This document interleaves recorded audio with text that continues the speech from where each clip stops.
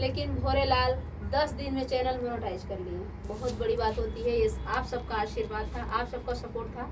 भले ही हम उसमें हाथ लगाए थे लेकिन सपोर्ट तो आप सब किए हैं। आप सब मेरे गीत को सुनते हैं। मैं अगर बोल दूं कि प्लीज़ आप लोग सपोर्ट करिए, उस चैनल पे आप लोग जाते हैं और सपोर्ट करते हैं तो मुझे बहुत अच्छा लगा। और माता रानी करे कैसे भोरेलाल आगे बढ़ते रहें, आप सब सपोर्ट करते रहें। 2 पैसा ये भी हमारे जरिए, किसी के जरिए, आप सबके सपोर्ट से अगर कमाने लगेंगे तो भगवान की कृपा आप सब पे भी बरसेगी, आप सबको आशीर्वाद मिलेगा। ऐसे लोगों को सपोर्ट करना चाहिए। जो गिरे लोग हैं उनको उठाना चाहिए। उठे लोग को सब लोग उठाते हैं, लेकिन जो गिरे लोग रहते हैं, जो छोटे लोग हैं, उनको कोई नहीं सपोर्ट करता है, कोई नहीं उठाता है। ऐसे लोगों को हम सपोर्ट करते हैं क्योंकि हम भी छोटे ही हैं और छोटे कलाकार को आगे बढ़ाना मेरा काम है। और ऐसे ही लोग आगे बढ़ते भी हैं, ऐसा नहीं है कि कोई आगे नहीं बढ़ता। ये भोरेलाल को देख लीजिए, 30 सब्सक्राइबर थे जब आए थे। आप अपने मुंह से बताइए कितने सब्सक्राइबर जब मैं आया था, मैं भोरेलाल यादव, और जब मैं भाभी के यहाँ आया था तो 30 सब्सक्राइब थे और 10 दिन भी नहीं हुए, इस समय 3000 हो गए हैं हमारे सब्सक्राइब। और जुड़ भी गया हमारा, डॉलर भी बनना चालू हो गया है, सब भाभी जी का आशीर्वाद है। चैनल मोनेटाइज का भी पैसा लगता है और मोनेटाइज का पैसा भी नहीं लगा। यहाँ अपने स्टूडियो से मोनेटाइज भी करवाया अपने मतलब 3000 इनका सब्सक्राइबर भी होने वाले हैं, थोड़ा ही कम होंगे पता नहीं। और वॉच टाइम पूरा हो गया। 10 दिन में वॉच टाइम पूरा होना, 2000 सब्सक्राइब होना बहुत बड़ी बात होती है अपने लिए, क्योंकि साल भर से मेहनत कर रहे थे। और 30 सब्सक्राइबर थे, 30 सब्सक्राइबर 10 दिन में हर चीज़ कंप्लीट करना। आप लोग झूठ बात समझ रहे होंगे, लेकिन चैनल पे जाइए और देखिए क्या सही है क्या गलत है। तो कैसे आए?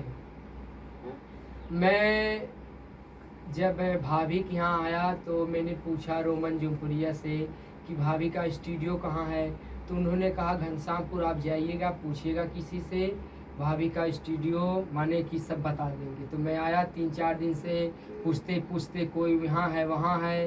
तो उसके बाद तब एक दिन आया, यहीं बैठा था तो एक महिला आई, उन्होंने कहा मैं भी बहुत दूर से आई हूँ, अभी भाभी आएंगी। तो मैं भाभी को लगते हुए कि भाभी अभी आएँ। तो जना भाभी आ गई तो मैं यहीं बैठा था। तो भाभी ने पूछा कि भैया आप कहाँ से आए हो? मैंने कहा भाभी मैं हरकताल लवान से आया हूँ। तो भाभी ने कहा आप क्या करना चाहते हो? मैंने कहा भाभी मैं गाना गाना चाहता हूँ और डांस करना चाहता हूँ। तो भाभी ने मुझे सपोर्ट किया और मुझे आगे ले गया। आज मैं जिस लायक हूँ सब भाभी की देन है। आज सब लोग भोरेलाल के घर जाते हैं मिलने के लिए। अब जान लीजिए कोई पूछता नहीं था गांव देश, मैं आचर फैला फैला के सबसे 1-1 रुपया मांगा। जिसके पास 10,000 सांझ सवेरे आता था वो भी 1 रुपया नहीं दिया। मोबाइल लेने के लिए मेरे पास मोबाइल नहीं है। ये मेरे सेकंड हैंड देखिए दोस्तों, ये सेकंड हैंड मोबाइल है, इसका कैमरा ख़राब हो गया है। तो मैंने सोचा कि मैं जाके मोबाइल नया ले लूँ। तो पैसा मेरे पास था ही 1 रुपया नहीं। तो मैं नाच गा के 5,000 रुपये सिर्फ में बटोरा था। तो एक गुड्डू मेरे चाचा लगते हैं, वो इंस्पेक्टर हैं। तो उनसे मैंने कहा चाचा मुझको आप 5,000 रुपया उधार दे दीजिए और एक मोबाइल लेना है। तो उन्होंने 5,000 रुपया मुझको उधार दिया। तो दोस्तों 10,000 हुआ। तो 10,000 हुआ, तभी दोस्तों घट रहा था पैसा। तो मैंने चारों ओर गांव में आचर फैला फैला के मांगा कि मुझको 1,000 रुपया, सिर्फ 1,000 रुपया, जिसके पास 10,000 रुपया सांस में लक्ष्मी आती थी, 3-4 नौकरी भी था, उसने भी हमसे ज़्यादा रोने लगा और कहा भोरेलाल मेरे पास 1 रुपया नहीं है। तो मैं वहाँ से चला गया। तब उसके बाद मेरे माई के नैहरे, मेरे आजी का नाम मालती देवी है, उनका नैहर है सवादीपुर। उनके 3 भाई हैं, ईश्वरदेव, धर्मदेव, राजदेव, जो 52 बीघा काश्तकार हैं। एक जनी इंटर कॉलेज मास्टर हैं, एक जनी बैंक मैनेजर हैं और एक जनी जमींदार हैं। बालू श्रमिक दुकान भी है, 5-6 क्वार्टर भी गोबराम बना है। तो मैंने उनके लिए गया, मैंने उन्हें बताया कि भैया, उनका नाम पुड़क्की है। हमने कहा भैया पुड़क्की जो हमें पैसा चाहिएगा। उन्होंने कहा कितना चाहिएगा और मैं तुमको मोबाइल दिवा दूँ। तो मैंने कहा भैया मोबाइल नहीं, मुझको बस 2,000 रुपया दे दो। तो उन्होंने 2,000 रुपया पुड़क्की ने दिया और 1,000 रुपया मेरी छोटी मामी ने दिया, मस्ताइन मामी ने, और 500 रुपया मेरी बहन ने दिया। तो दोस्तों 13,500-14,000 रुपया मैंने बटोरा और जाके तब मैं साइगन खुशबू यादव के साथ मैंने मोबाइल लिया। मोबाइल खरीद, बताओ इतना संघर्ष किया, लेकिन कोई मेरा साथी नहीं हुआ दोस्तों।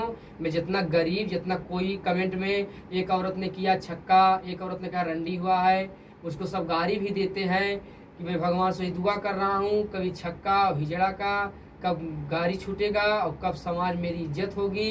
जो सब मुझे दुदुराते हैं कम उसको बुलाएंगे और मेरी भी कुछ इज्जत होगी। वही दोस्तों है, इज्जत होने लगी है और सब लोग घर पे जाते हैं अब सेल्फी लेने भोलेलाल से, और माता रानी करेंगे ऐसे आगे बढ़ते रहेंगे और आप सबका आशीर्वाद रहेगा, सबका सपोर्ट रहेगा। तो प्लीज़ सपोर्ट करिएगा चैनल को और ढेर सारा प्यारा आशीर्वाद दीजिएगा ताकि भोलेलाल अपने दम पे खड़ा हो, अपने बल पे, और उनकी मम्मी पापा भी सब खुश हों, सब लोग खुशी से झूम उठें और आगे बढ़ें कि हमारा बेटा कहाँ से कहाँ पहुँच गया। तो नाचने गाने में भी मेहनत लगता है और कला होना चाहिए, सबके बस की बात नहीं है। ना मुझको पढ़ना लिखना आता है, ना साइकिल चलाना आता है। इसीलिए दोस्तों आप लोगों से हाथ जोड़ के विनती है कि जितना बने मुझको सपोर्ट कीजिए और मुझे उस लायक मुझे समझिए कि 4 महीने मेरी भी कुछ इज्जत होने लगी। हाथ जोड़ के आचर फैलाए के आप लोगों से मैं भीख मांगता हूँ रहम के कि प्लीज़ दोस्तों मुझको लाइव सब्सक्राइब जरूर कीजिएगा। हाथ जोड़ के विनती है आप लोगों से। धन्यवाद दोस्तों।